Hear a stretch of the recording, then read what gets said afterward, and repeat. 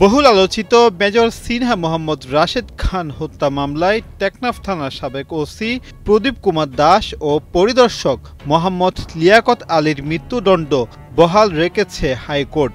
রায় ঘোষণার পর জানানো হয় আসামিরা ৩০ দিনের মধ্যে আপিল করতে পারবেন।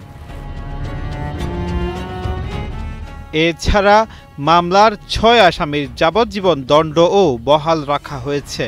পাশাপাশি প্রত্যেক আসামির ৫০,০০০ টাকা জরিমানার আদেশও বহাল রয়েছে। ২০২০ সালের ৩১ জুলাই কক্সবাজারের শাপলাপুর তল্লাশি চৌকিতে পুলিশের গুলিতে নিহত হন অবসরপ্রাপ্ত মেজর সিনহা। ঘটনার ৫ দিন পর তার বোন শারমিন শাহরিয়ার ফেরদৌস বাদী হয়ে মামলা করেন। র্যাবের তদন্তে ঘটনাটিকে পরিকল্পিত হত্যাকাণ্ড উল্লেখ করা হয়। ২০২২ সালে কক্সবাজার আদালত এই মামলায় প্রথম রায় দেন।